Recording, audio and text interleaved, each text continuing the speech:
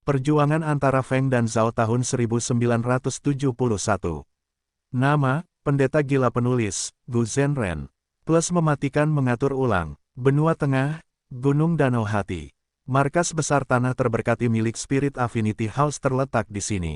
Di dalam tanah terberkati itu, ada daerah yang disebut Lembah Hujan Hening.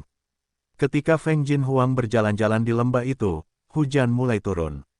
Gerimis, hujan itu lembut dan tenang. Bermandikan hujan, Feng Jinhuang memperlambat langkahnya tanpa sadar saat dia berjalan. Udara segar dengan aroma rumput, di sekelilingnya ada hamparan tanaman hijau samar. Hujan ini tidak terasa dingin, seperti batu giok, lembut dan tenang. Feng Jinhuang tahu bahwa ini disebut hujan hening. Ketika hujan turun, semua suara akan diserap dan sekelilingnya akan sunyi. Langit dan bumi akan sunyi senyap, seseorang akan dapat mendengar detak jantung dan napas mereka sendiri. Hujan hening adalah material abadi peringkat 6, lembah ini adalah titik sumber daya yang menciptakan hujan hening, inilah mengapa dinamai lembah hujan hening. Setelah Feng Jiuge mengkhianati istana surgawi dan menghilang, istrinya, ibu dari Feng Jinhuang, Peri Baiking, meminta untuk dipindahkan ke lembah hujan sunyi untuk mengumpulkan hujan yang tenang. Dia berkata dia tidak akan meninggalkan tempat ini. Setiap kali ada hujan yang tenang, lembah itu akan mengeluarkan alunan musik yang terdengar seperti sitar dan seruling, mirip dengan tangisan kesedihan Peri Baiking. Feng Jinhuang telah mendengar rumor ini dan merasa khawatir, dia datang ke lembah untuk mengunjungi ibunya. Hujan yang tenang itu gerimis, memang ada alunan musik sitar dan seruling yang dipancarkan. Suara sitar menyebar kemana-mana, seperti awan putih di langit, kuno, merdu, dan menyenangkan di telinga.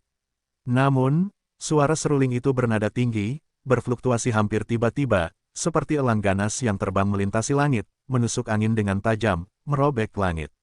Awalnya, suara sitar bergema dan suara seruling bergema, bergantian satu sama lain, seolah-olah kedua belah pihak berbicara, satu kalimat demi satu. Kemudian, sitar dan seruling mulai saling mendekati, dan perlahan-lahan bergabung menjadi satu. Awan putih berkabut, dan elang terbang melintasi awan. Dua suara musik yang tiba-tiba menyatu, menciptakan keindahan yang tak terlukiskan. Pada akhirnya, suara sitar dan seruling menjadi satu dan sama, membentuk semacam campuran, dengan suara sitar yang merdu dan kejernihan seruling, itu unik dan indah. Feng Jinhuang terpesona oleh suara musik yang indah. Dia masuk lebih dalam ke lembah dan berhasil bertemu ibunya. Peri Baiking sedang duduk di paviliun bambu, dengan dua gu terbang di sekelilingnya seperti mutiara giok putih. Mereka adalah gu fana jalur suara, gu sitar, dan gu seruling. Ketika Feng Jinhuang memasuki paviliun, alunan musik perlahan berhenti. Setelah berkata demikian, nada bicara Peri Baiking berubah saat dia menatap Feng Jinhuang lekat-lekat. Daftar nama telah diumumkan. Feng Jinhuang mengangguk, aku tahu. Terakhir kali sekte merekomendasikanku, tidak ada balasan dari pengadilan surgawi. Kali ini, sekte mencantumkan nama Sun Yao dan dengan cepat disetujui oleh pengadilan surgawi. Peri Baiking berkata dengan jelas, awalnya, sekte masih ingin merekomendasikanmu untuk pergi ke sana, tetapi Li Junying dan Su Hao menghalangi, mereka akhirnya mempromosikan Sun Yao sebagai gantinya. Bagaimana perasaanmu tentang hasil seperti itu, putriku tersayang? Hehe, Feng Jinhuang tersenyum tipis, senyumnya cemerlang seperti bunga, membawa sinar matahari yang cerah ke paviliun bambu sejenak. Ibu, mengapa kamu harus mengujiku dalam hal ini? Sejak ayah berkhianat dan berbalik melawan pengadilan surgawi, aku sudah mempersiapkan diri. Saat ini, situasinya sudah tidak buruk, gu abadi jalur impianku tidak diambil, kata Feng Jinhuang. Peri Baiking juga tersenyum tipis mendengar kata-katanya, bukannya tidak ada perebutan paksa di jalan yang benar, tetapi tindakan itu seringkali diselubungi oleh lapisan kebenaran dan moralitas. Sudah bagus bahwa kamu telah mencapai tingkat pemahaman ini. Namun, jangan terlalu khawatir, ayahmu meninggalkan pengadilan surgawi tetapi menciptakan lagu takdir. Kekuatan tempurnya yang luar biasa terbukti di dunia, pengadilan surgawi dan rumah afinitas roh tidak akan berani menyentuhmu. Feng Jinhuang memperlihatkan ekspresi tidak senang, ibu, kamu tidak perlu memberikan penjelasan untuk ayah. Meskipun aku bisa mengerti ayah, aku tidak akan memaafkannya. Baginya untuk tiba-tiba meninggalkan pengadilan surgawi dan bahkan tidak memberitahu kita sebelumnya sama saja dengan meninggalkan istri dan putrinya. Suatu hari, aku akan melunasi hutangnya dengannya.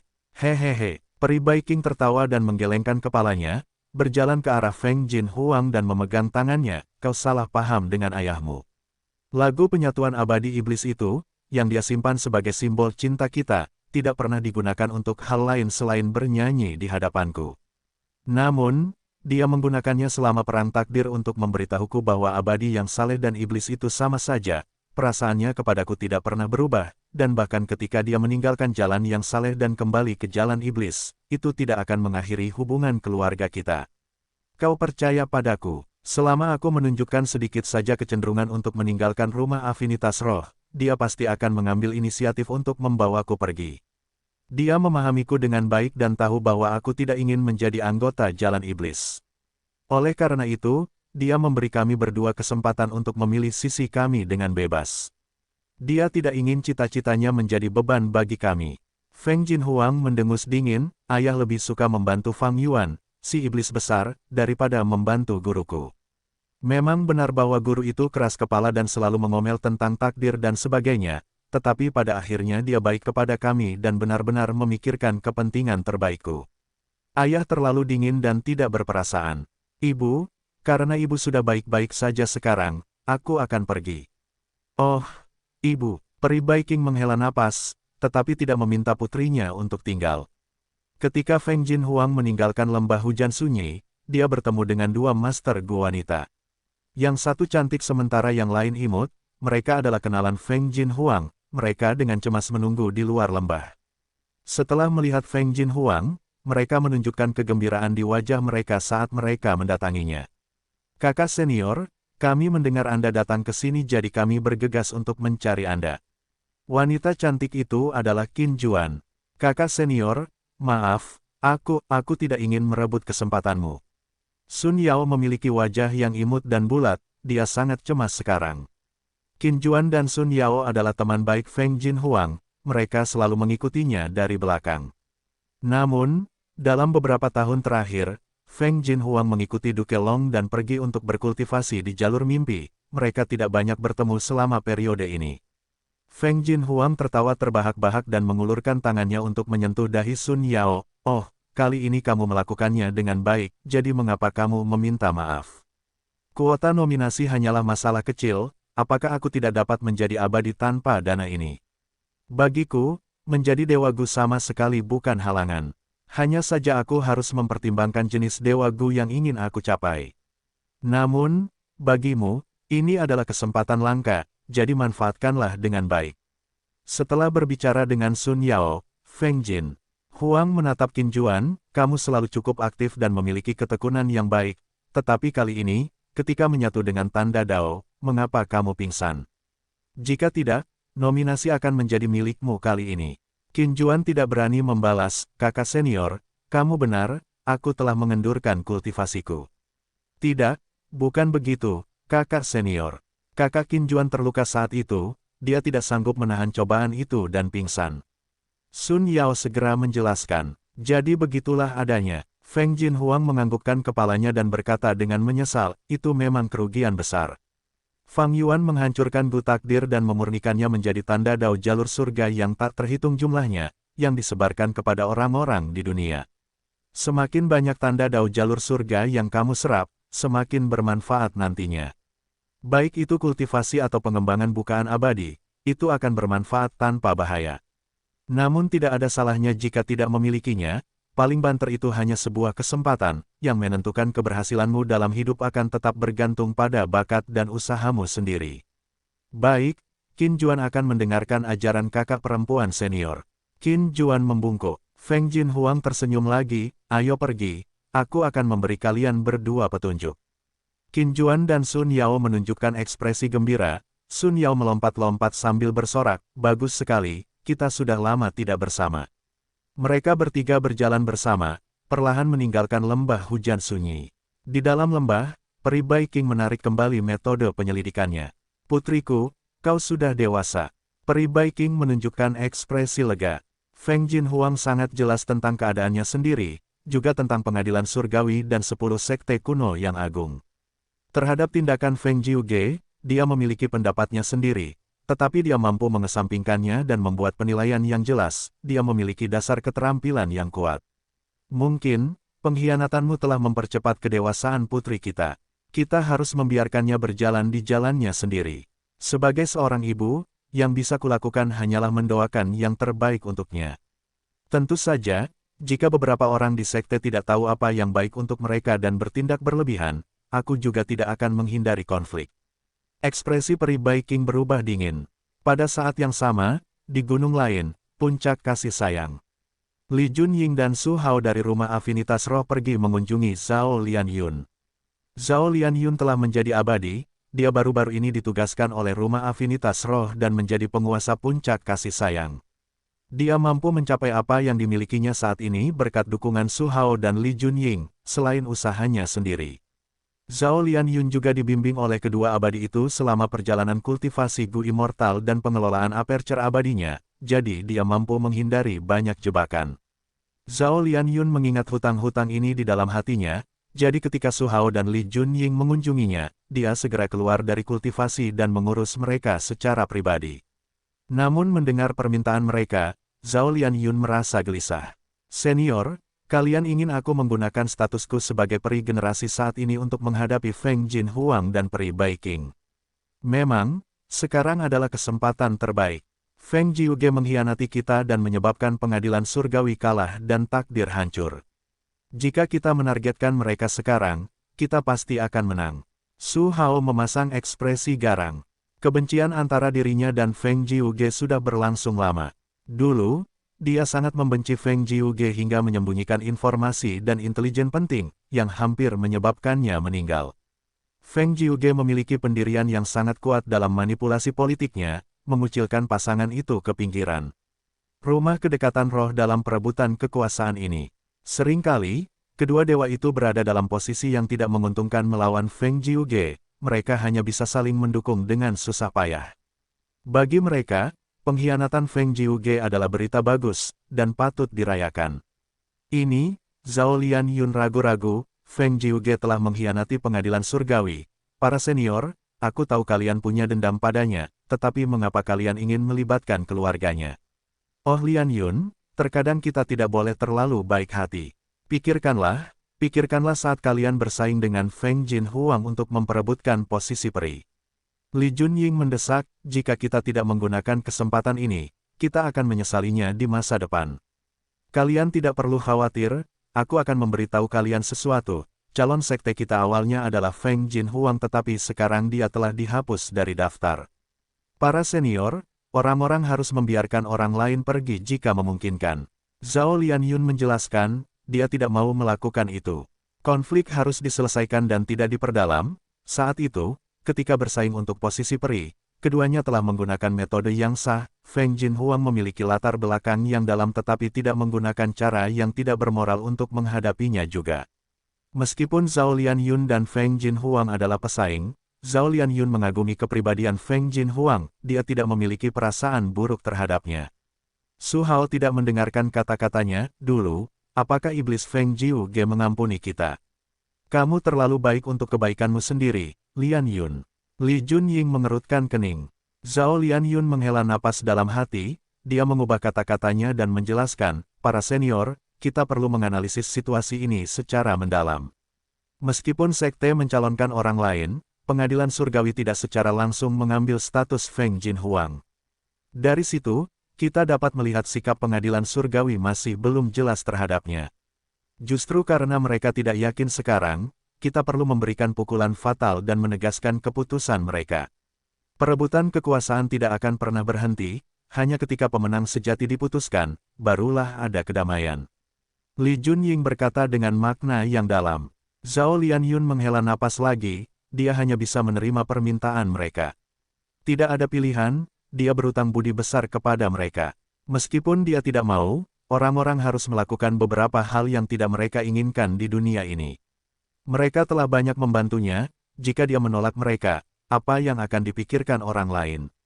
Zhao Lianyun adalah setengah iblis dunia lain, meskipun dia adalah peri generasi saat ini, rumah afinitas roh masih mengucilkannya. Jika dia kehilangan hubungannya dengan Su Hao dan Li Junying, dia akan benar-benar menjadi penyendiri. Kedua abadi itu melihat bahwa Zhao Lianyun setuju, mereka sangat gembira, mereka menjanjikannya hadiah besar. Zhao Lianyun tidak tertarik dengan hadiah itu, setelah mereka berdua pergi, dia melanjutkan kultivasinya yang tertutup. Penghancuran takdir sebenarnya adalah berita bagus bagi Zhao Lianyun. Dengan ini, kebangkitan Ma Hongyun akan jauh lebih mudah dan tidak terlalu merepotkan. Namun, jiwa Ma Hongyun masih ada di tangan Fang Yuan.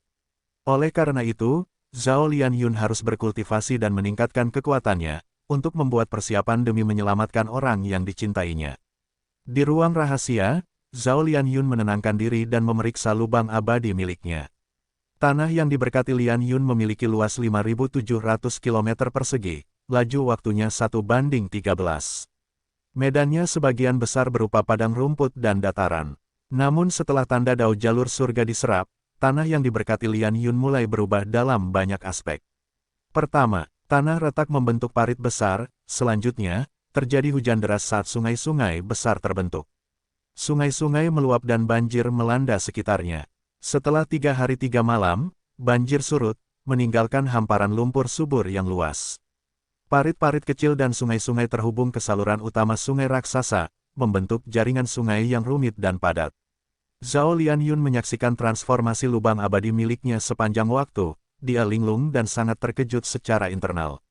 Dengan tanda dao jalur surga, bukaan abadi akan berubah dan menjadi lebih dekat dengan lingkungan yang benar-benar seimbang. Meskipun ada kerugian sementara, potensi dan prospek akan meningkat berkali-kali lipat. Zhao Lianyun memiliki penyembunyian ilahi dari warisan sejati surga pencuri. Dia tidak menghadapi malapetaka dan kesengsaraan, ini bermanfaat dan juga merugikan, pengembangan bukaan abadinya selalu menjadi masalah.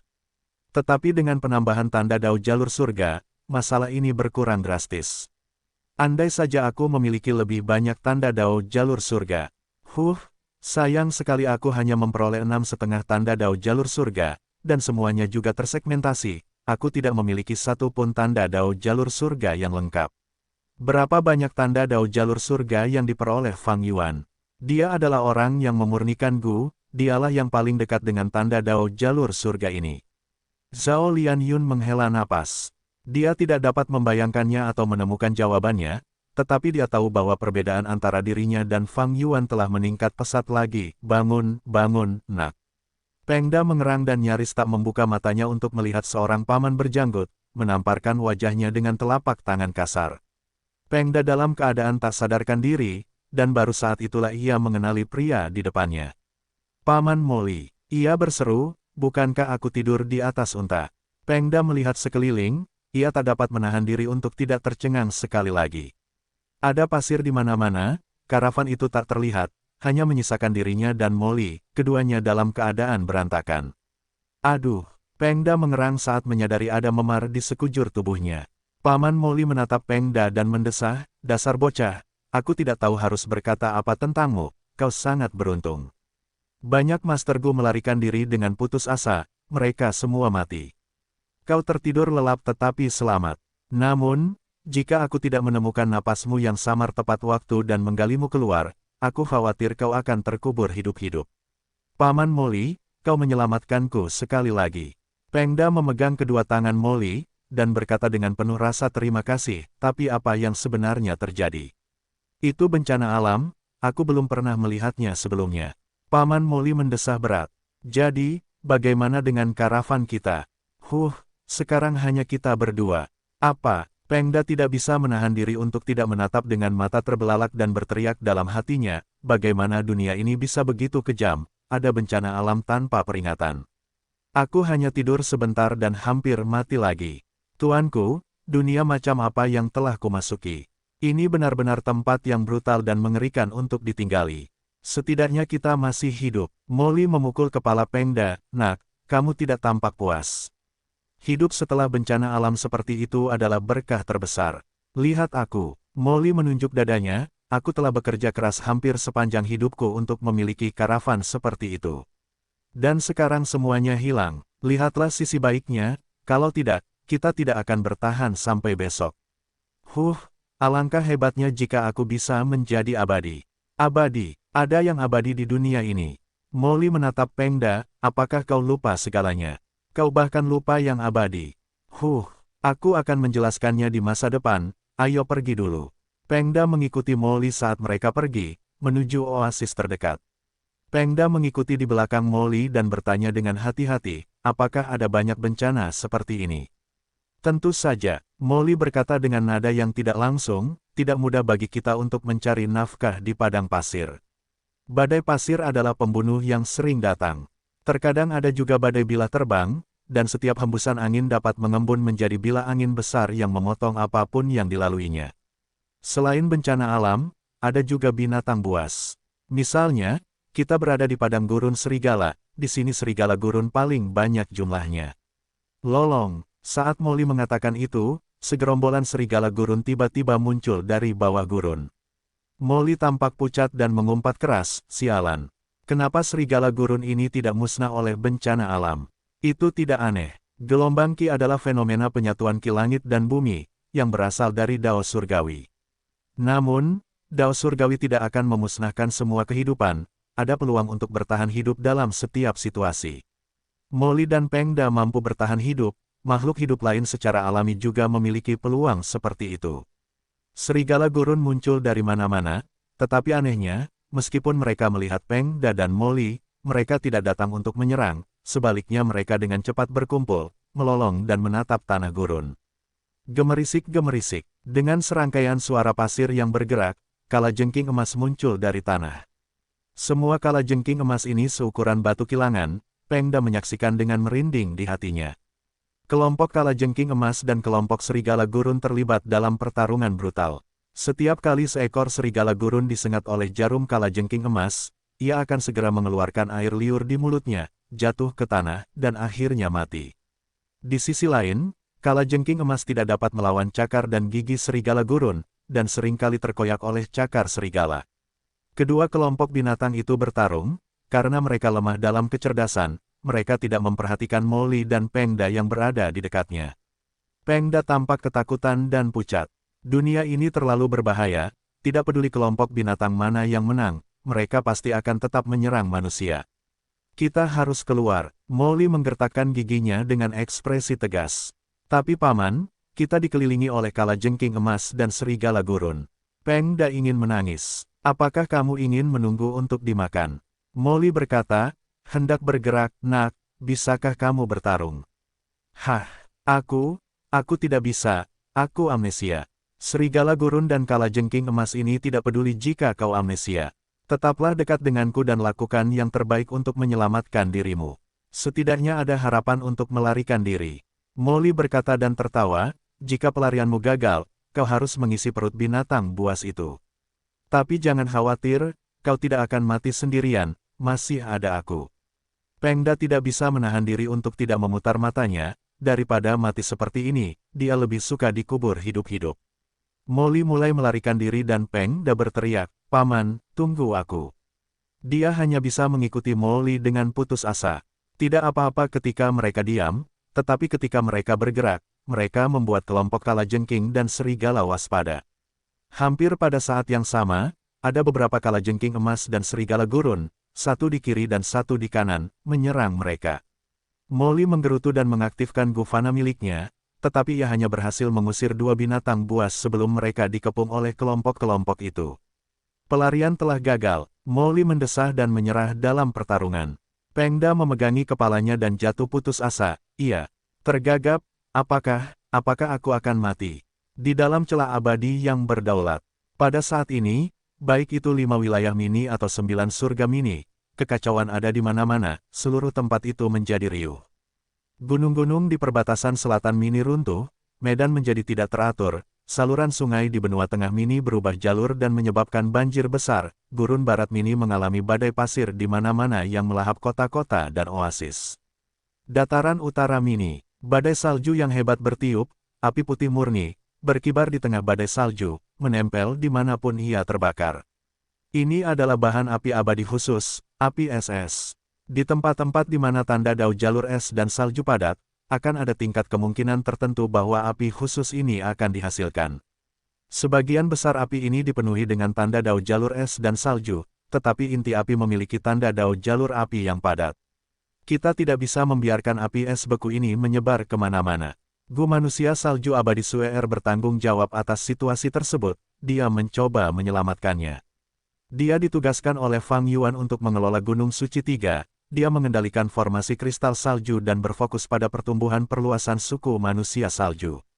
Api es beku mulai menyebar di Gunung Suci 3, begitu api tumbuh hingga ukuran tertentu, baik manusia salju maupun monster salju, mereka terbakar sampai mati sambil menangis kesakitan. Manusia salju itu dalam kekacauan, mereka melarikan diri dan menginjak-injak satu sama lain, menyebabkan kematian yang tidak perlu. Di tengah kekacauan yang mengamuk, hanya segelintir Gu Master manusia salju yang mencoba menjaga ketertiban. Namun sayangnya, bahkan dengan kultivasi mereka, sulit untuk melakukan apapun terhadap api es beku material abadi. Oh tidak, api es beku telah mencapai esensi kristal jalur es. Wajah Suer menjadi pucat, dia menjadi cemas. Dia baru saja mencoba menyelamatkan lebih banyak manusia salju, dan sebagai hasilnya, dia kehilangan pandangan ini, membiarkan api es muncul dalam formasi kristal salju. Esensi kristal jalur es adalah inti dari formasi kristal salju.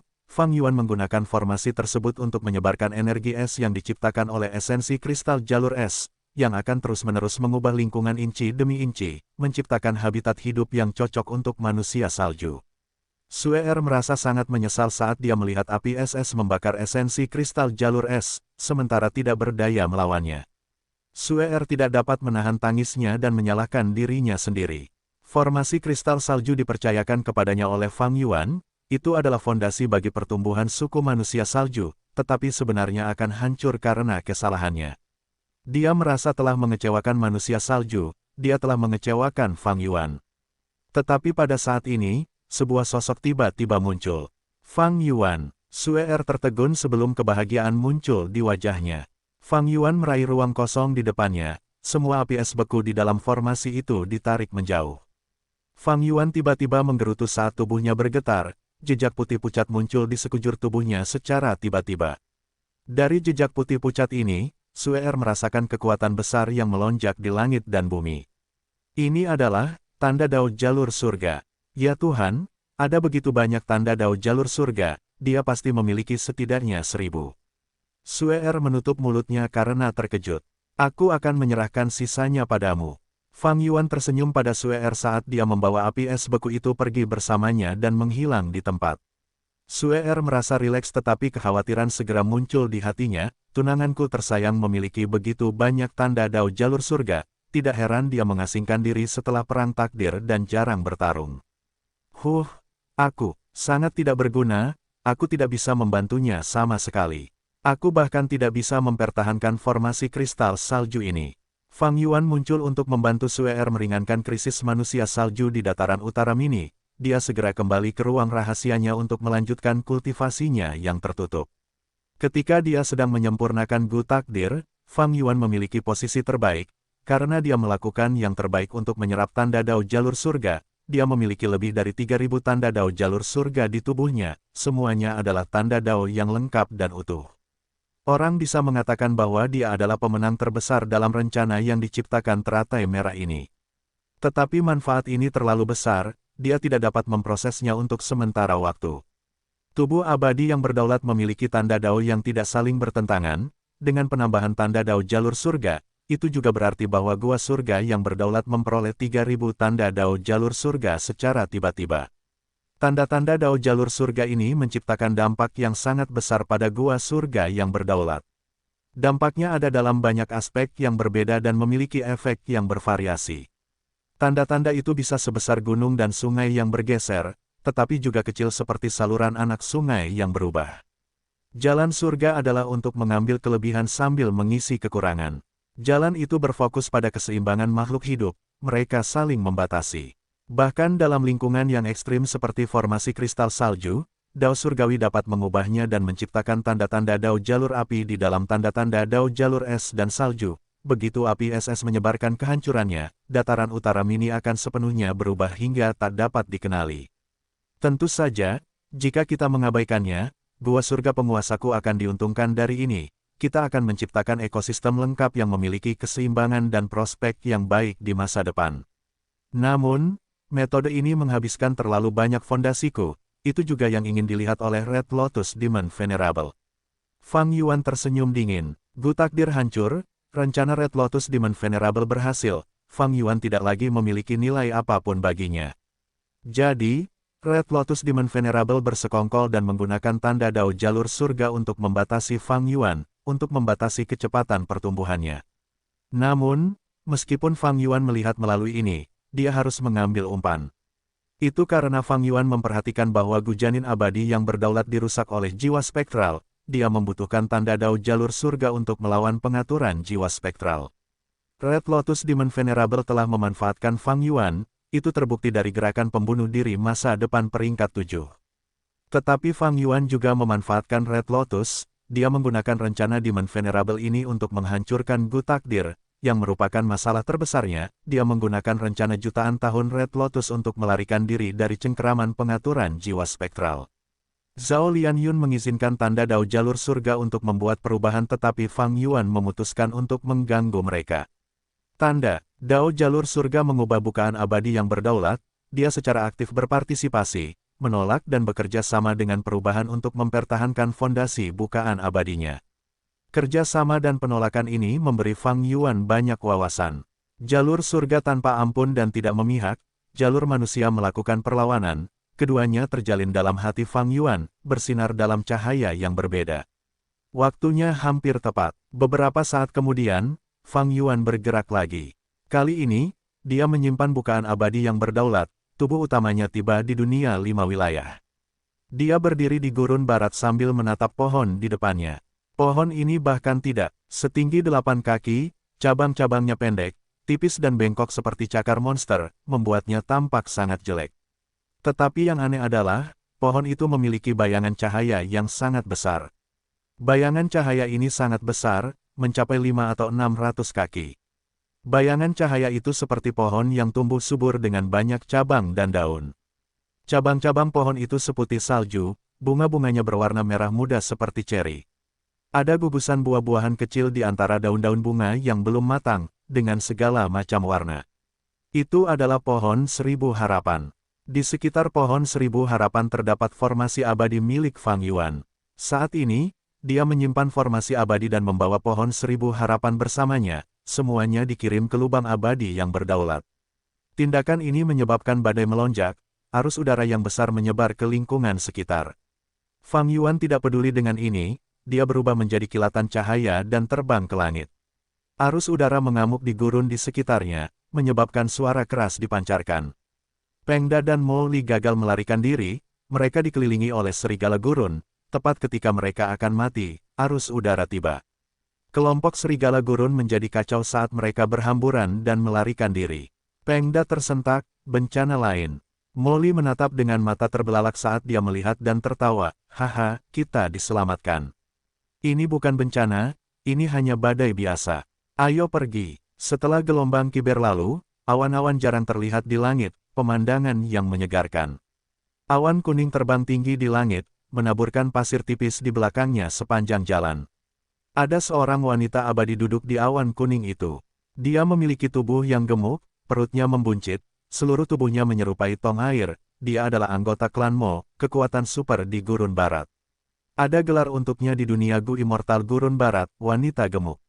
Wanita gemuk sama sekali tidak membenci gelar ini.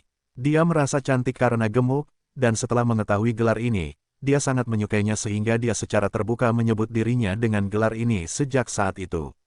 Seiring berjalannya waktu, bahkan nama aslinya pun terlupakan menggantikan gelar ini. Saat awan kuning itu terbang, wanita gemuk tiba-tiba berubah ekspresi, merasakan sesuatu yang tidak biasa. Dengan demikian, awan kuning itu sedikit mengerut dan terbang turun secara diagonal, mengubah arahnya sedikit sebelum melayang di udara. Wanita gemuk berdiri dari awan kuning dan melihat ke bawah ke lubang raksasa di bawah kakinya.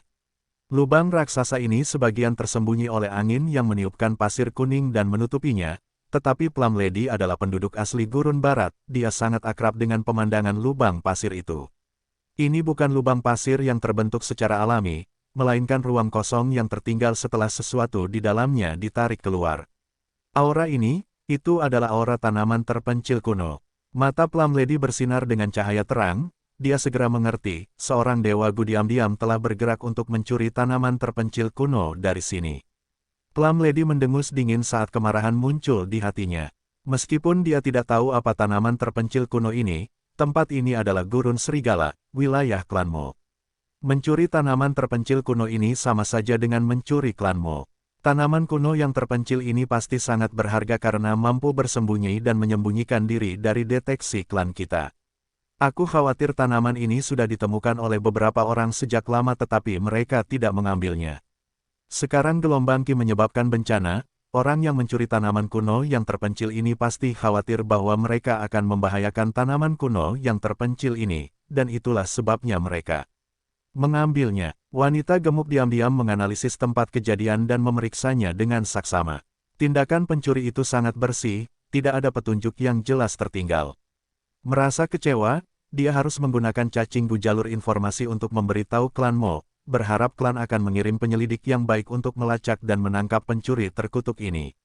Dan akhirnya, wanita gemuk menggunakan cacing Gu jalur informasi untuk merekam tempat kejadian sebelum pergi. Dia punya misi sekarang, dia tidak bisa membuang-buang waktu di sini. Kota Sandwolf adalah salah satu kota utama klan Mo. Wanita gemuk itu tidak menutupi jejaknya dan terbang langsung dari langit yang tinggi menuju ke istana penguasa kota. Sudah ada orang-orang di istana penguasa kota yang siap menyambutnya. Ketika mereka melihat kedatangan wanita gemuk, mereka semua berlutut dan berteriak, "Kami memberi penghormatan kepada Dewa Abadi yang terhormat." Bangun! Wanita gemuk itu menyimpan awan kuning dan melangkah di tanah di depan semua orang. Dewa Abadi yang terhormat, jamuan kedatangan telah disiapkan. Jamuan ini berisi anggur dan makanan lezat terbaik dari kota Serigala Pasir, serta buah-buahan segar yang baru saja dipetik hari ini. Penguasa kota berbicara, namun, wanita gemuk melambaikan tangannya. Dia tidak tertarik. Dia hanya berkata, "Siapkan ruang rahasia untukku agar bisa menjalani kultivasi tertutup. Selain itu, aku memintamu untuk mengumpulkan Master Gu yang berbakat dan loyal." Bagaimana? Petik 2. Hampir selesai. Sebagian besar Master Gu di kota ini telah disaring. Penguasa kota menjawab dengan cepat. "Baiklah, setelah 3 hari, aku akan membawa mereka pergi. Sekarang, kau bisa pergi dan mengurus urusanmu sendiri." "Ya, aku akan berusaha sebaik mungkin untuk menyelesaikan tugas ini dengan kemampuanku."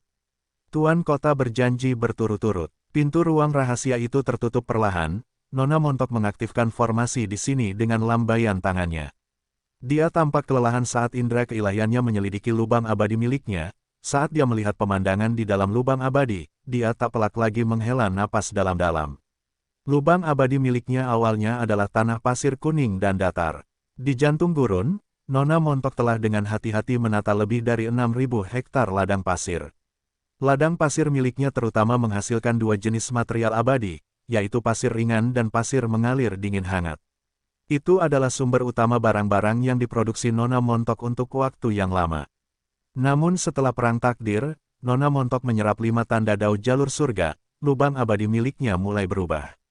Bentang alam menjadi tidak rata, semakin banyak bukit pasir terbentuk. Lebih jauh lagi, ada parit, seolah-olah pisau telah turun langsung melintasi pusat gurun, membelah seluruh gurun, ribuan hektar ladang pasir hilang. Saya tidak memiliki metode jalur kebijaksanaan untuk membuat deduksi dan menahan perkembangan alami semacam ini. Kecuali saya menyewa seorang dewa abadi jalur kebijaksanaan untuk mengambil tindakan, tetapi aset saya tidak cukup, saya tidak mampu membelinya. Saya mungkin juga menyimpan biaya ini untuk berjaga-jaga jika terjadi kecelakaan di masa depan. Nyonya gemuk meratap dalam hatinya. Klan Mo memiliki dewa abadi yang mengolah jalur kebijaksanaan, tetapi mereka tidak dekat dengan Nyonya gemuk. Faktanya, bahkan jika hubungannya dekat, deduksi jalur kebijaksanaan tetap akan membutuhkan esensi dewa. Mereka tidak dapat bekerja untuk Nyonya gemuk tanpa imbalan, bukan? Oleh karena itu, harus ada imbalan. Selain itu, baru-baru ini aku menyerap Qi langit dan bumi, lubang abadi milikku tidak stabil. Saat ini, 5 dinding regional telah hilang. Qi langit dan bumi dari 5 wilayah tidak terhalang dan mulai menyatu. Qi langit dan bumi gurun barat berubah secara bertahap, hal ini menyebabkan fondasi lubang abadi milik Dewa Gu gurun barat mulai berbeda dari Qi langit dan bumi di dunia luar.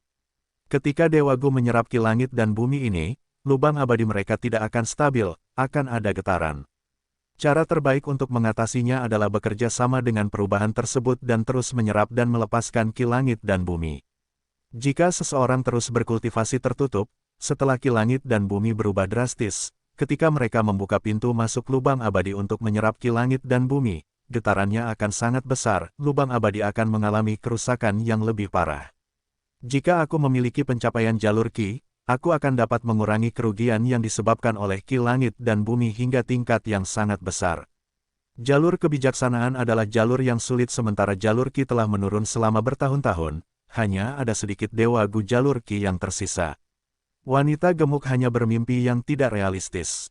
Akhirnya, dia menghibur dirinya sendiri, meskipun dia tidak memiliki jalur kebijaksanaan atau metode jalur ki, dewa gu lainnya seperti dia.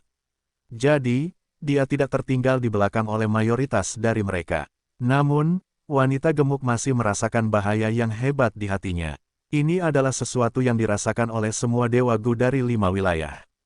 Kelima wilayah bersatu, semua orang tahu bahwa hidup tidak akan lagi damai. Baik mereka pembudidaya tunggal atau kekuatan super, mereka membuat persiapan untuk pertempuran besar di masa depan. Kali ini, wanita gemuk ditugaskan untuk pergi ke kota Sandwolf dan membawa kembali benih Dewa Gu untuk dipelihara oleh klan Mo. Faktanya, klan Mo atau Gurun Barat bukanlah satu-satunya, semua kekuatan di 5 wilayah dan 2 surga sedang membuat persiapan sekarang. Di masa lalu, 5 wilayah dan 2 surga cukup damai, kekuatan super memelihara Dewa Gu sambil mempertimbangkan penyediaan sumber daya dan penyimpanannya. Namun sekarang, semua orang bersiap untuk perang. Mereka akan memobilisasi sumber daya ini. Dengan demikian, semua kekuatan berfokus pada pembinaan dewa abadi daripada menyimpan sumber daya. Ada pandangan umum, jika mereka tidak membina cukup dewa abadi, musuh mereka akan mendapatkan semua sumber daya mereka jika mereka dimusnahkan di masa mendatang. Jika mereka tidak menggunakan sumber daya tersebut sebelumnya, itu akan terlalu boros. Wanita gemuk memandangi ladang pasirnya di lubang abadi sambil merasakan sakit hati. Dia tidak bisa membuang ladang-ladang ini, itu adalah satu-satunya sumber pendapatannya, itu adalah pilar dukungan keuangan terbesarnya. Wanita gemuk harus melestarikannya. Masa depan tidak pasti, dia tidak tahu berapa lama gelombang ki akan berlanjut, tetapi dia harus menyelamatkannya. Di dunia saat ini, saya khawatir hanya Fang Yuan yang akan tahu berapa lama gelombang ki ini akan bertahan.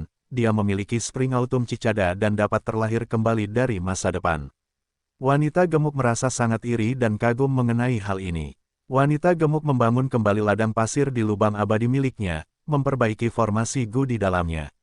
Area tempat palung bumi muncul tidak dapat diperbaiki.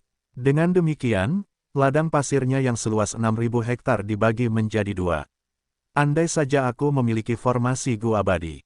Wanita gemuk merasa sedikit menyesal, klan Mo juga memiliki Gu abadi jalur formasi. Ketika dia membuat ladang pasir, Gu abadi jalur formasi klan Mo telah bertanya kepadanya apakah dia membutuhkan bantuan. Tetapi wanita gemuk menolaknya. Di satu sisi, dia tidak ingin mengekspos lubang abadi miliknya, di sisi lain, dia ingin menghemat biaya. Bagaimanapun, membuat formasi abadi akan menggunakan salah satu Gu abadi miliknya sebagai intinya. Nona Montok hanya memiliki 2 Gu abadi peringkat 6. Selain itu, biaya untuk menyewa Gu abadi jalur formasi tidaklah murah. Jika aku telah menciptakan formasi abadi saat itu, kerugianku akan jauh lebih rendah. Bagaimana mungkin seseorang mengharapkan celah abadi mereka sendiri tidak aman? Nona Montok memikirkan hal ini dan merasa iri terhadap Gu abadi jalur formasi. Selama periode waktu ini, dia sangat populer di kalangan semua orang. Mereka mencarinya untuk menciptakan formasi Gu abadi di sekitar titik sumber daya celah abadi mereka untuk melindungi mereka. Nona Montok merasa sedikit kesal terhadap jalur bumi yang dia kembangkan. Jalur bumi terampil dalam mengubah medan, tetapi Gurun Barat memiliki jumlah Gu abadi jalur bumi terbanyak. Warisan jalur bumi Nona Montok juga cukup biasa. Bagaimana dengan mengolah jalur kedua? Nona Montok bahkan tidak berani memikirkan ide yang tidak masuk akal seperti itu. Dia sudah menghadapi masalah dalam mengolah hanya jalur bumi dalam hal waktu dan keuangan. Mencoba menyulap jalur lain sama saja dengan mencari kematian. Selain itu, hanya warisan langka dan luar biasa yang dapat memungkinkan seseorang untuk mengolah ganda. Misalnya, warisan yang ditinggalkan oleh Thunder Ghost True Monarch atau Dukelong. Setelah memperbaiki ladang pasir Immortal Aperture miliknya, Plum Lady masih harus membeli pasir yang subur. Ladang pasir memelihara pasir menggunakan pasir, tanpa material immortal tipe pasir yang cukup, produksinya akan turun drastis. Plum Lady mengeluarkan cacing bu miliknya dan terhubung ke Treasure Yellow Heaven. Treasure Yellow Heaven memiliki berbagai macam berita, sejumlah besar wasiat sedang berbincang saat mereka berinteraksi. Karena perubahan besar di dunia, para dewagu tidak dapat bergerak sekarang. Di satu sisi, mereka harus menyerap dan melepaskan ki langit dan bumi secara terus-menerus untuk beradaptasi dengan dunia utama. Di sisi lain, mereka juga harus merawat lubang abadi mereka dan memperbaikinya secara terus-menerus seperti Nyonya Gemuk. Kasus seperti Zhao Lian Yun yang mengabaikan kerusakan yang ditimbulkan cukup jarang. Oleh karena itu, para dewagu membutuhkan bahan abadi atau bantuan para dewagu dari jalur lain. Harta surga kuning menjadi tujuan yang sangat populer bagi mereka. Gelombang ki lain terjadi di sini, banyak kematian terjadi. Kapan gelombang ki ini akan berakhir? Sialan, semua perikananku telah hancur. Aku benci kenyataan bahwa kita tidak dapat bergerak, semakin kuat fondasi lubang abadi, semakin lama kita perlu beradaptasi dengan ki langit dan bumi dan mengikuti transformasi 5 wilayah. Para dewagu menghela napas saat mereka membicarakan berita tentang gelombang ki ini. Selain itu, ada surat perintah penangkapan Fang Yuan. Kekuatan misterius menggambarkan keadaan Fang Yuan, mereka bersedia membayar sejumlah besar uang untuk informasi terbarunya. Fang Yuan memiliki celah abadi yang berdaulat, tubuh abadi yang berdaulatnya memiliki tanda dao yang tidak saling bertentangan. Yang lebih mengerikan, dia dapat mencaplok celah orang lain untuk menghindari malapetaka dan kesengsaraan, meningkatkan level kultivasinya. Namun sekarang, Fang Yuan memperoleh terlalu banyak tanda dao jalur surga, kekuatannya telah mencapai titik terendah sepanjang masa. Siapapun yang menemukan lokasinya akan mendapatkan hadiah besar. Rahasia janin abadi yang berdaulat Gu sepenuhnya terungkap, ini bukan perbuatan pengadilan surgawi. Peri Ziwei dan Patua Zheng Yuan telah merilis surat perintah penangkapan karena perintah jiwa spektral. Terlalu kuat, tubuh abadi yang berdaulat ini terlalu menakutkan, ia dapat mengolah semua jalur. Akhirnya aku mengerti mengapa level kultivasi Fang Yuan meningkat begitu cepat. Dalam sekejap mata, ia menjadi ahli hebat. Peringkat 8. Siapa yang bisa mengalami pertemuan kebetulan yang begitu hebat? Mengapa surga berpihak pada iblis dunia lain ini? Jika aku bertemu dengannya secara kebetulan, aku juga bisa mencapai prestasi yang luar biasa. Para dewagu dipenuhi dengan kecemburuan dan kebencian. Kita tidak bisa membiarkannya tumbuh lebih jauh. Dia bisa mencaplok celah, dia adalah musuh semua dewagu. Biarkan para ahli itu yang menanganinya. Aku hanya karakter kecil, mengapa aku harus bertemu Fang Yuan? Hadiahnya adalah sejumlah besar bahan abadi, aku ingin tahu orang yang beruntung mana yang akan mendapatkannya. Orang yang beruntung, membongkar lokasi iblis besar Fang Yuan akan menyinggung perasaannya, kau sebut itu beruntung. Kita semua telah melihat sendiri kekuatan tempur Fang Yuan, bahkan jika dia dalam kondisi terlemahnya, seberapa lemah itu. Tidak peduli seberapa lemahnya seseorang, membunuh seekor semut sangatlah mudah. Bahkan jika aku menemukan lokasinya, aku tidak akan berani membongkarnya. Wanita gemuk mendengar diskusi ini, dia merasakan emosi yang bertentangan di dalam dirinya. Informasi itu telah dirilis di Surga Kuning Harta Karun beberapa hari yang lalu. Itu telah mendapat perhatian besar, itu adalah topik hangat saat ini. Tanpa menunjukkan tanda-tanda akan mereda. Semua orang di dunia telah melihat perang takdir. Penampilan Fang Yuan sangat mengerikan. Dunia tahu tentang kekuatan tempurnya yang sangat terhormat, gelar iblis nomor 1 di dunia adalah miliknya, tidak ada yang berani membantah ini. Semoga saja, aku tidak pernah bertemu orang seperti itu dalam hidupku. Tidak peduli seberapa gemuknya aku, ukuranku tidak dapat dibandingkan dengan iblis sebesar itu. Jika aku terlibat dalam urusannya, aku akan mati tanpa diragukan lagi. Wanita gemuk cukup menyadari situasinya, dia hanya menikmati pertunjukan sebagai penonton. Namun dia tidak tahu bahwa dia pernah bertarung melawan Fang Yuan. Faktanya, tanaman kuno yang dicuri sebelumnya telah diambil oleh Fang Yuan. Sementara wanita gemuk memasuki kultivasi tertutup, dua sosok dalam keadaan menyedihkan saling mendukung saat mereka bergerak menuju kota Sand Wolf selangkah demi selangkah.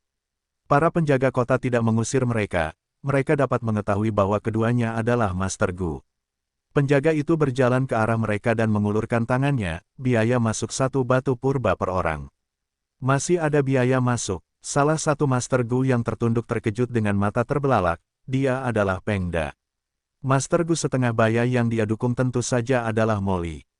Mereka berdua diselamatkan oleh arus udara yang dihasilkan ketika Fang Yuan mengambil pohon 1000 harapan. Setelah mengerahkan upaya, mereka akhirnya mencapai kota Sandwolf. Aku memilikinya. Molly sudah siap, dia mengeluarkan 2 batu purba dan menyerahkannya kepada penjaga. Pengda melihat kedua batu purba ini. Sepanjang jalan, dia diajari oleh Molly, dia sekarang bisa memeriksa lubangnya, dia menemukan bahwa dia memiliki 3 cacing Gu. Dia bahkan mengerti nilai batu purba, itu digunakan sebagai mata uang tetapi juga sebagai cara untuk mengisi kembali esensi purba yang berharga dari seorang Master Gu. 2 batu purba untuk memasuki kota. Pengda menghela nafas, Paman Molly, aku akan mengembalikan uang ini kepadamu. Molly menepuk bahunya, ayo pergi, nak. Tidak peduli seberapa miskinnya aku masih mampu membayar biaya ini. Selama periode ini, kamu harus tinggal di rumahku. Kamu tidak punya uang dan tidak memiliki ingatan tentang kota ini, bagaimana kamu bisa hidup sendiri? Molly telah membimbing Pengda sepanjang jalan, setelah menyadari bahwa dia tidak tahu apa-apa tentang kultivasi Gu Master, dia mempercayai kata-kata bahwa dia amnesia. Paman, terima kasih banyak. Kamu menyelamatkan hidupku dan bahkan membantuku sebanyak ini. Jangan katakan itu. Molly menyela Pengda dan membawanya ke kota. Rumah Molly berada di area pusat kota Sandwolf. Itu adalah rumah besar dengan taman yang dipenuhi bunga. Aku kembali. Molly mengetuk pintu saat istrinya membuka pintu. Kamu akhirnya kembali. Istri Molly adalah Gu Master tingkat 2.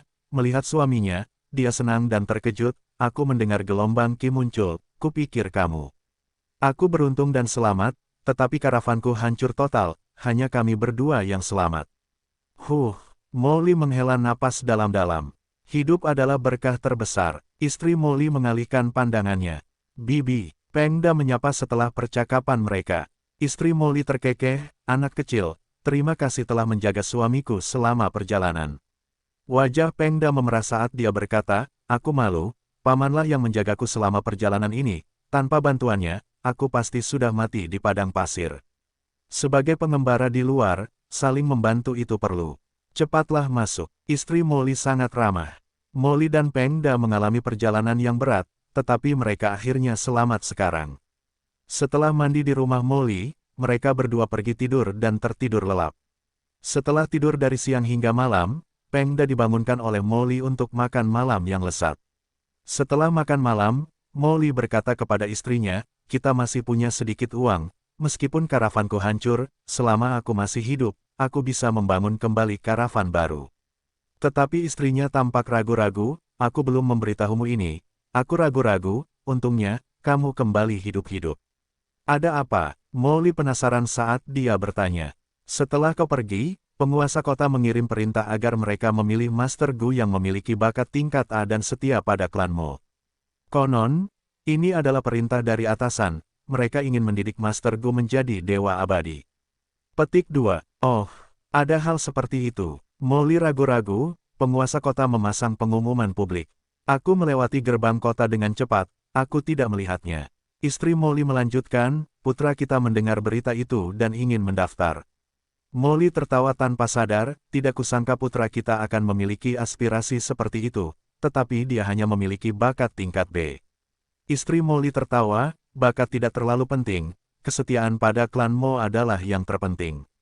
Jika kita menunjukkan kesetiaan yang cukup, putra kita mungkin akan terpilih. Molly langsung sadar, lalu bertanya, berapa?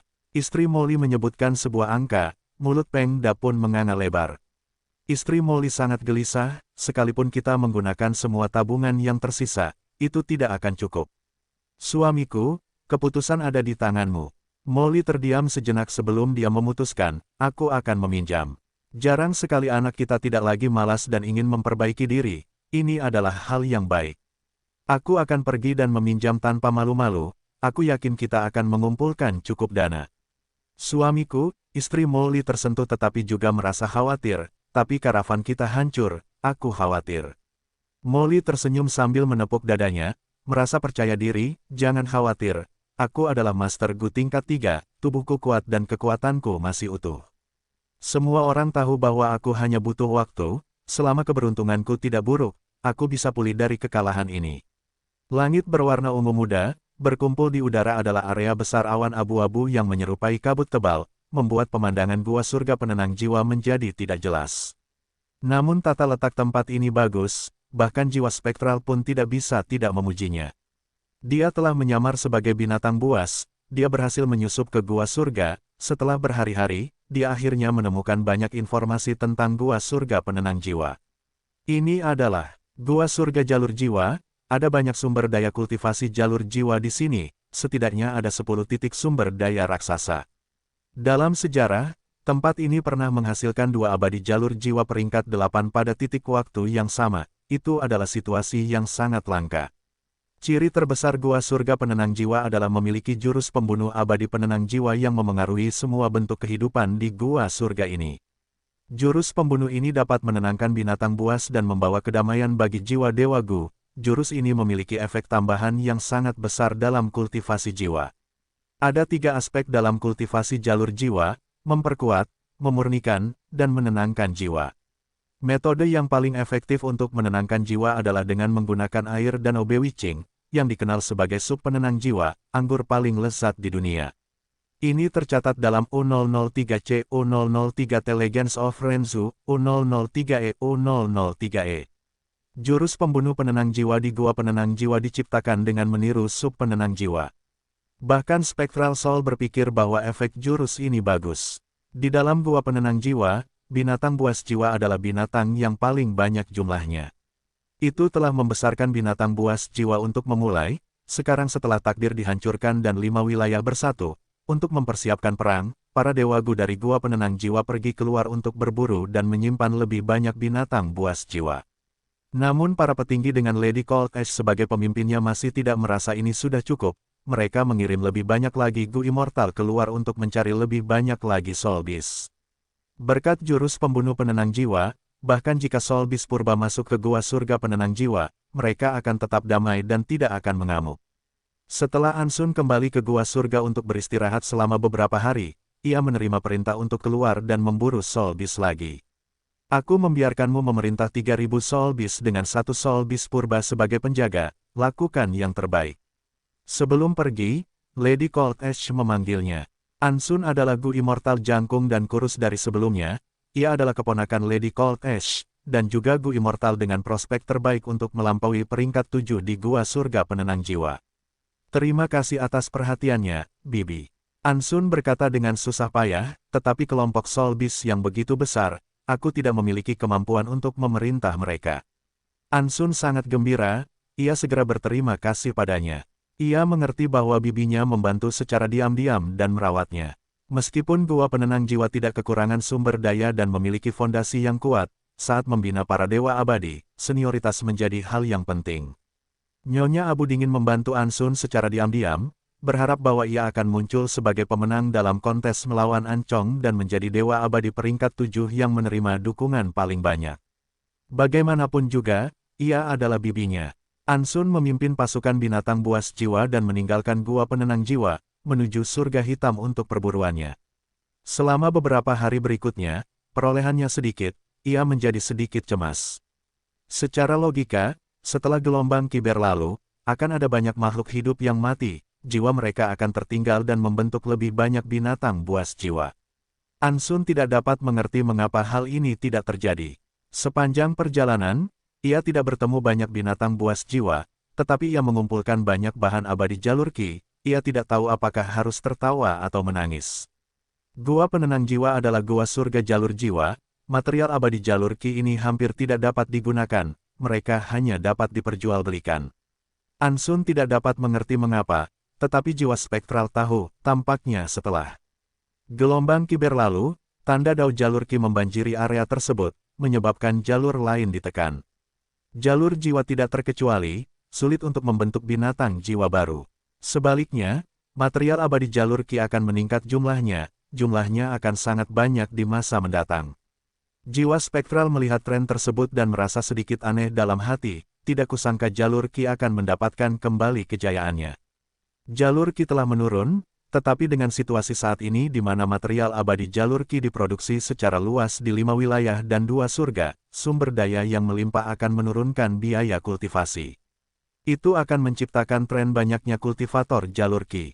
Jiwa spektral berubah menjadi binatang jiwa kuno dan diam-diam mengikuti Ansun. Dia meninggalkan gua penenang jiwa untuk tujuannya sendiri. Dia telah memeriksa gua surga penenang jiwa, tetapi dia tidak dapat mengambil tindakan di dalam. Di luar, ceritanya berbeda. Namun, jiwa spektral tidak segera bertindak, dia dengan sabar menunggu kesempatan. Seperti yang diharapkan, setelah lebih dari 10 hari, Ansun bertemu dengan sekelompok binatang jiwa yang jumlahnya lebih dari 1000. Akhirnya aku bertemu beberapa. Ansun sangat gembira, dia dengan cepat memanipulasi pasukan binatang jiwa untuk menyerang. Pertempuran besar dimulai. Awalnya, Ansun memiliki keuntungan, tetapi segera, dia menemukan bahwa binatang jiwa yang tak terlupakan muncul di kelompok musuh. Dia dengan cepat mengeluarkan penjaganya, itu juga binatang jiwa yang tak terlupakan. Kedua binatang jiwa purba itu bertarung dengan sengit, menciptakan medan perang kecil untuk mereka berdua. Binatang jiwa purba musuh jauh lebih kuat dari yang diperkirakan Ansun, binatang jiwa purba miliknya dengan cepat jatuh ke dalam posisi yang tidak menguntungkan, hampir dikalahkan. Ansun terkejut, dia segera bertindak untuk membantu binatang jiwa purba miliknya. Akhirnya, Ansun membayar harga yang sangat mahal dengan menderita luka-luka untuk memusnahkan binatang jiwa purba musuh itu. Ansun merasa menyesal karena tidak dapat menangkap binatang jiwa purba liar itu. Dia telah mencoba banyak cara untuk menaklukkannya tetapi dia gagal, dia tidak punya pilihan selain membunuhnya pada akhirnya. Setelah pertempuran, Ansun menghitung keuntungan dan kerugiannya, meskipun luka-lukanya parah, dia memperoleh 800 binatang jiwa secara keseluruhan, di antaranya banyak binatang jiwa purba. Ini seharusnya cukup. Ansun menghela napas lega, keuntungan ini sudah cukup, dia tidak mengecewakan Nyonya Abu Dingin dan harapannya. Tetapi tepat ketika Ansun menenangkan pikirannya, jiwa spektral menyerang dengan kecepatan kilat, terbang ke tubuh Ansun. Wajah Ansun berubah saat dia gemetar hebat, setelah beberapa saat, dia kembali normal. Jiwa spektral keluar dari tubuhnya saat Ansun berlutut, saya memberi hormat kepada Tuan. Jiwa spektral mengangguk dengan ekspresi lelah. Dia memiliki kemampuan untuk memasuki jiwa makhluk hidup dan mengubahnya dengan paksa sehingga mereka akan mematuhi jiwa spektral dari kedalaman jiwa mereka dengan kesetiaan mutlak. Namun ada banyak keterbatasan untuk ini, dia tidak bisa menggunakannya begitu saja. Saat itu, jiwa spektral menaklukkan Peri Ziwei dan Patua Zheng Yuan saat mereka berada dalam kondisi terlemah.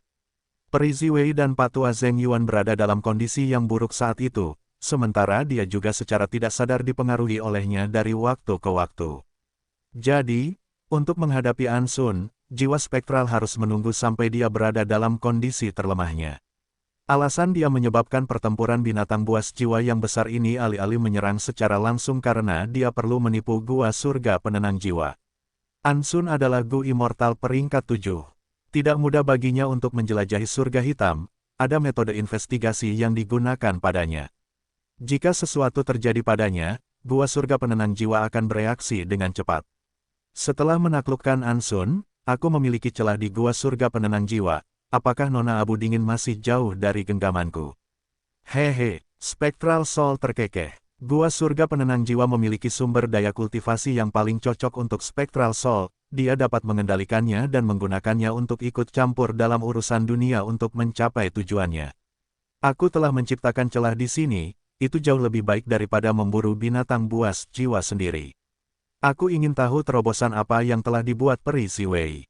Pada saat yang sama, di lembah benua tengah tertentu, Fang Yuan, kau tidak bisa melarikan diri. Peri Ziwei berteriak, menggunakan serangan meteor ungu. Meteor ungu itu mendarat di Fang Yuan saat menembus dadanya, menciptakan lubang menganga. Fang Yuan menatap Peri Ziwei, dia jatuh dengan suara keras dan berhamburan menjadi asap. Klon lain, meskipun Peri Ziwei sudah siap, dia masih merasa lelah melihat ini.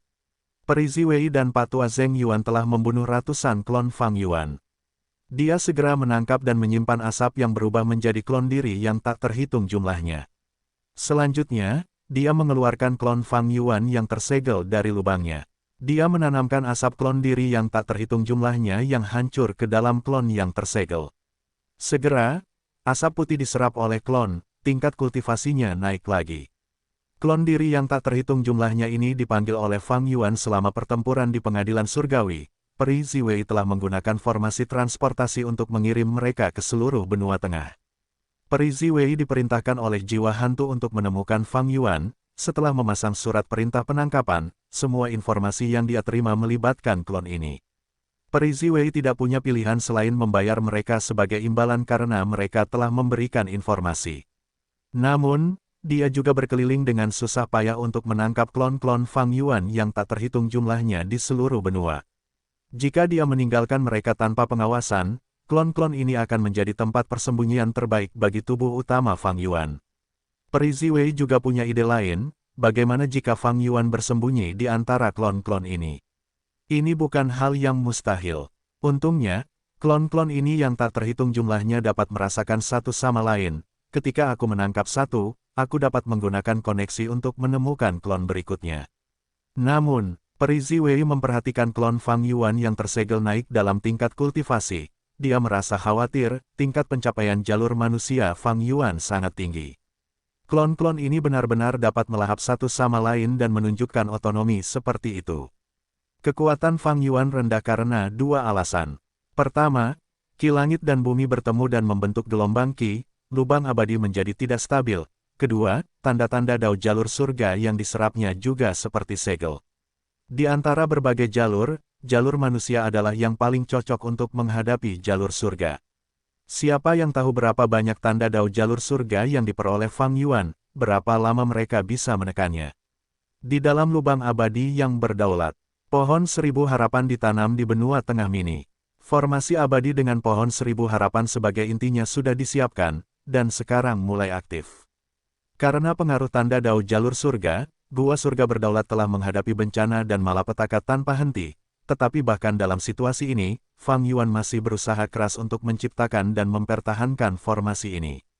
Bagus. Setelah mengamati sebentar, Fang Yuan tersenyum saat melihat formasi itu bekerja dengan normal. Ini adalah formasi jalur manusia. Pohon 1000 harapan adalah tanaman terpencil kuno jalur manusia. Dengan jalur formasi dan tingkat pencapaian jalur manusianya, Fang Yuan akhirnya membuat kemajuan seperti itu. Formasi di benua tengah mini adalah formasi utama, akan ada 4 subformasi jalur manusia lagi yang dibuat di wilayah mini lainnya. Saya mencoba menggunakan jalur manusia untuk membatasi jalur surga, mari kita lihat seberapa baik hasilnya. Fang Yuan memiliki harapan tinggi untuk rencana ini langit hitam yang tak terlupakan. Mereka di sini. Teriak Ansun dengan penuh semangat. Di bawah pengawasannya yang senyap, pasukan binatang buas jiwa yang berjumlah 1000 orang menyerbu ke arah penyergapannya. Begitu mereka memasuki jangkauannya, Ansun mengaktifkan binatang buas jiwa penyergapnya, menyerang semua binatang buas jiwa liar dari semua sisi. Sementara Ansun mengendalikan pasukan binatang buas jiwa, ia mengaktifkan Gu abadi dan melepaskan segala macam gerakan pembunuh abadi. Saat gerakan pembunuhnya mendarat di atas mereka, binatang buas jiwa di sisinya memperoleh peningkatan dalam kekuatan pertempuran, kecepatan, dan pertahanan sampai batas tertentu. Pertempuran ini berlangsung selama beberapa menit. Ansun berhasil membunuh 400 binatang buas jiwa liar sementara sisanya ditangkap. Tuan, Ansun mengumpulkan setumpuk inti jiwa dan menawarkannya kepada jiwa spektral. Jiwa spektral membuka mulutnya dan menyerap semua inti jiwa ini ke dalam tubuhnya, mulai mencernanya. Setelah terakhir kali ketika ia diam-diam mengikuti Ansun dan memperbudaknya, jiwa spektral berhasil memulai rencananya. Dia diam-diam mewariskan kedalaman kultivasi jalur jiwa kepada Ansun. Menurut jalur jiwa Gu abadi yang dimiliki Ansun, dia secara pribadi menciptakan jurus pembunuh jalur jiwa untuknya. Kekuatan Ansun terus meningkat, dia mengambil banyak misi untuk menangkap binatang buas. Untuk tujuan ini, jiwa spektral menciptakan 2 metode. Yang satu dapat mengetahui lokasi binatang buas liar, yang lainnya adalah formasi abadi yang disederhanakan yang dapat memikat binatang buas setelah disiapkan. Dengan 2 metode ini, Ansun menangkap binatang buas liar dengan efisiensi yang jauh lebih tinggi. Setiap misi diselesaikan dengan tingkat yang tinggi. Nyonya Cold Ash melihat bahwa keponakannya tidak mengecewakan harapannya tetapi bahkan melampaui itu dan bersinar terang, dia sangat senang karenanya. Di dalam gua surga penenang jiwa, Nyonya Cold Ash adalah satu-satunya peringkat 8, dia secara alami adalah pemimpin mereka. Di bawahnya ada Ancong dan Ansun. Terakhir kali, ketika Raja Abadi Kristal Es membuka gua surganya dan mengundang mereka, Nyonya Cold Ash membawa mereka berdua bersamanya. Dia ingin membiarkan mereka mendapatkan sedikit pengalaman, dan juga membiarkan mereka bertemu dengan yang lain untuk berkenalan dengan Dewa Gu lainnya. Ketika Lady Cold Ash sedang dalam pertemuan di Gua Surga, Ancong dan Ansun tetap berada di luar Gua Surga dan berbicara dengan para elit peringkat 7 dari Gua Surga lainnya. Namun Lady Cold Ash tidak tahu bahwa Ansun telah berubah menjadi budak Spectral Soul. Faktanya, seluruh Gua Surga Soul Pacifying, termasuk dirinya, saat ini menjadi target Spectral Soul, masa depan mereka suram. Semakin banyak misi yang dia selesaikan, dan semakin tinggi tingkat penyelesaiannya, semakin besar keuntungan yang akan dimiliki Ansun dalam kompetisi ini. Lady Cold Ash dapat melihat ini, para dewa abadi lainnya di Gua Surga juga memperhatikan ini. Ya, Ancong menjawab, merasa getir di dalam hatinya. Dia tahu niat Lady Cold Ash. Dengan mengirimnya dalam misi ini, dia membantu Ansun untuk mengklaim kemenangan, dia akan menjadi target. Pembinaan Gua Surga Penenang Jiwa. Jika Ansun melakukan hal yang sama seperti dirinya, Ancong akan merasa tidak menyerah dan marah. Namun, Ansun melakukannya dengan sangat baik, jauh lebih baik daripada dia, bahkan Ancong merasa bahwa dia tidak memiliki kesempatan untuk menang. Dia menerima misi ini, dia mengambil beberapa bahan abadi dari inventaris Gua Surga Penenang Jiwa sebagai hadiah pertemuan. Setelah meninggalkan Gua Surga Penenang Jiwa, dia melewati dinding Ki Angin Surgawi dan tiba di 5 wilayah. Dia menyembunyikan jejaknya dan pergi dari benua tengah ke Laut Timur. Selanjutnya, dia melewati dinding Ki Angin Surgawi di Laut Timur dan ke daerah Nenek Tengkorak. Ketika dinding wilayah itu ada, para dewa abadi mengalami banyak kesulitan untuk melintasi wilayah. Banyak dewa Gu yang kuat akan memilih untuk bepergian menggunakan dua surga. Namun sekarang setelah dinding regional menghilang, bahkan dewa Gu surga hitam seperti Ancong dapat melakukan perjalanan melalui 5 wilayah. Surga hitam memiliki lingkungan yang berbahaya, akan merepotkan jika seseorang bertemu dengan binatang buas yang tak terlupakan. Meskipun Ancong memiliki binatang buas jiwa yang tak terlupakan yang bersembunyi di celah abadinya, ia hanya memiliki tingkat kultivasi peringkat 7. Terutama sekarang ketika gelombang Ki mengamuk, Dewa Gu 5 wilayah harus memulihkan diri, mereka jarang bergerak. Dengan demikian, mudah bagi Ancong untuk bepergian. Sepanjang perjalanan, Ancong menemukan bahwa 5 wilayah menghadapi bencana besar, gelombang Ki telah menyebabkan banyak kerusakan. Terlepas dari itu, ia tidak menemui kecelakaan yang tidak terduga, ia berhasil tiba di Laut Timur dan naik ke surga hitam yang tak terlupakan. Menurut metode komunikasi yang ditinggalkan oleh Lady Cold Ash, ia berhasil pergi ke surga Gua Sateret Bond dan bertemu dengan nenek skeleton. Nasib telah hancur, gelombang Ki melonjak. Dengan dunia yang terus berubah saat ini, jika kita tidak bekerja sama, masa depan tidak akan pasti. Kita semua manusia, kita harus bekerja sama dan tetap bersatu. Nenek Kerangka tidak menciptakan masalah bagi Ancong, dia langsung setuju. Nenek Kerangka melanjutkan, namun, di surga hitam Laut Timur, kekuatan manusia varian lebih dominan. Nyonya Abu Dingin ingin kita bekerja sama, mengapa Raja Abadi Kristal Es tidak melakukan apa-apa? Dia pasti sedang mengumpulkan kekuatan manusia varian dari surga hitam wilayah lain juga. Ancong tahu bahwa Nenek Kerangka tidak akan mengatakan hal-hal yang tidak penting. Dia segera bertanya, "Senior, wawasan apa yang mungkin Anda miliki?" Nenek Kerangka berkata, "Karena kita menyatukan manusia dari surga hitam yang tak terlupakan, mengapa kita tidak menyertakan surga putih juga? Aku tidak akan menyembunyikannya darimu, aku telah menghubungi banyak orang, tanggapannya cukup bagus. Di antara mereka, ada satu orang kunci, kami butuh bantuanmu untuk membujuk mereka." Nenek Kerangka berhenti sejenak dan melanjutkan, orang ini adalah seorang Gu Immortal tingkat 8, dia dikenal sebagai Dewa Tua Huayu, dia mengendalikan surga Gua Sastra Mendalam. Dia memiliki reputasi yang cukup baik di surga putih Laut Timur, jika kita dapat bersekutu dengan orang ini, itu pasti akan membawa serta sejumlah Dewa Gu surga putih, kita akan menghemat banyak tenaga.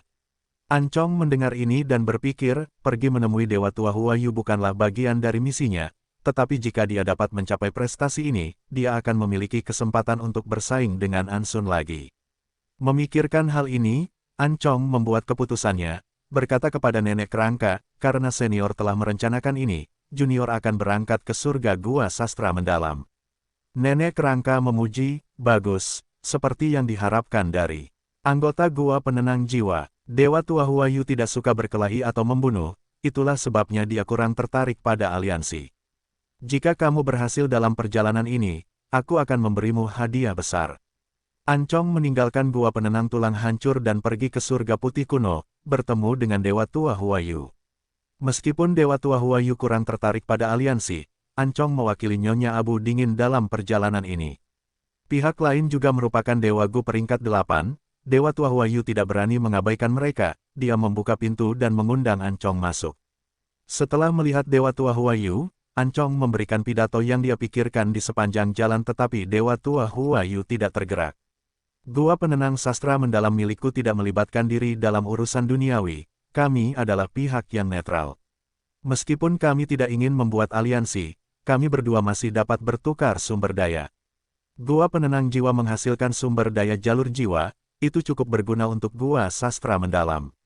Melihat bahwa dia tidak dapat meyakinkan Dewa Tua Huayu, Ancong berpikir bahwa transaksi ini setidaknya lebih baik daripada tidak sama sekali.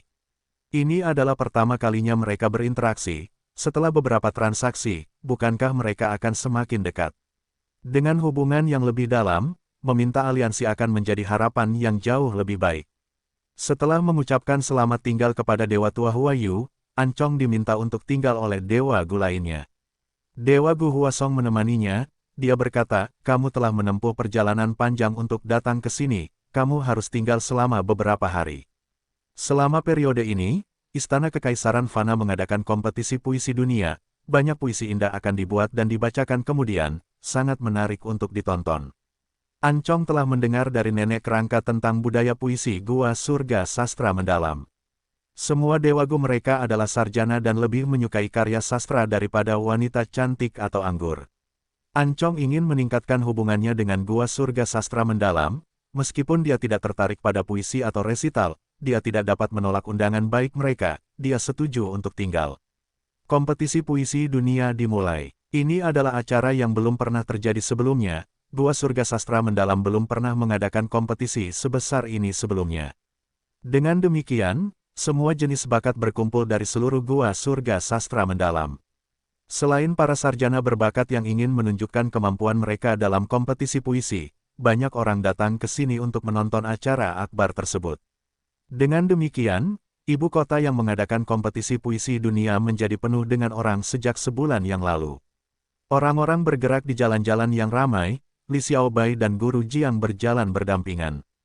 Kompetisi puisi dunia memiliki 18 babak, Xiaobai, jika kau ingin mengubah keadaanmu, ini adalah kesempatan terbaik.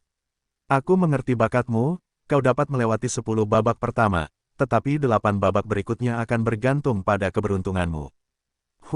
Guru tidak dapat membantumu kali ini, kita bahkan mungkin berakhir sebagai lawan. Guru Jiang mendesah. Ini adalah acara besar, Guru Jiang juga ingin berpartisipasi dan bersaing dengan cendekiawan berbakat lainnya. Setelah Li Xiaobai mendengar ini, dia menahan keinginan untuk memutar matanya sambil berpikir, aku hampir yakin sekarang bahwa kau akan berakhir sebagai lawanku, guru yang baik. Li Xiaobai adalah klon Fang Yuan, dia dikirim ke surga Gua Sastra Mendalam sebagai pion untuk mengambil alih surga gua ini. Awalnya, perjalanan Li Xiaobai berjalan mulus, dia bahkan menerima kasih sayang dari nona muda klan Su Qihan. Hasilnya, Li Xiaobai menjadi salah satu dari 10 cendekiawan hebat, dia memiliki kesempatan untuk menjadi menantu klan Su. Selanjutnya, ketika Li Xiaobai sedang dalam perjalanan menuju ibu kota, dunia berguncang ketika gunung-gunung runtuh dan sungai-sungai meluap. Orang-orang dalam kelompok Li Xiaobai terluka sementara beberapa orang meninggal, mereka terjebak di lembah selama berbulan-bulan sebelum Li Xiaobai berhasil melarikan diri untuk menyelamatkan hidupnya. Karena itu, ia kehilangan kesempatan dan tidak bertemu dengan Kaisar. Tanpa keputusan Kaisar, gelar 10 sarjana agungnya dianugerahkan kepada orang lain. Li Xiaobai ingin menghubungi Su Qihan tetapi menemukan bahwa setelah mendengar tentang situasinya, ia pergi mencarinya dan akibatnya menghilang, bahkan sampai sekarang, ia belum kembali. Setelah tiba di ibu kota, Li Xiaobai mengalami banyak kemunduran, orang-orang mencoba mengincarnya secara diam-diam, dia menyinggung pejabat atau bangsawan tanpa menyadarinya, dia mengalami masa-masa sulit. Jika bukan karena bantuan Guru Jiang, dia akan berakhir di jalanan sebagai pengemis. Namun dia tahu alasannya, meskipun tubuh utamaku menghancurkan Gu Takdir, keberuntungan kita yang kuat hampir sepenuhnya terkuras dalam pertempuran ini. Hasilnya adalah aku sebagai klon juga menjadi sangat tidak beruntung. Kompetisi puisi dunia ini adalah acara yang dibuat oleh Surga Gua Sastra Mendalam untuk memilih benih Gu abadi yang baru. Meskipun guru tidak mengetahui detailnya, dia tetap memilih untuk bergabung, dia akan menjadi penghalangku. Aku sangat tidak beruntung sekarang, aku pasti akan menghadapinya. Jika aku mengalahkannya, guru ini mungkin akan membenciku seumur hidup. Namun kesempatan ini terlalu langka, jika aku tidak menggunakannya untuk menghadapi kesulitan di depan, aku akan menghadapi lebih banyak masalah di masa depan.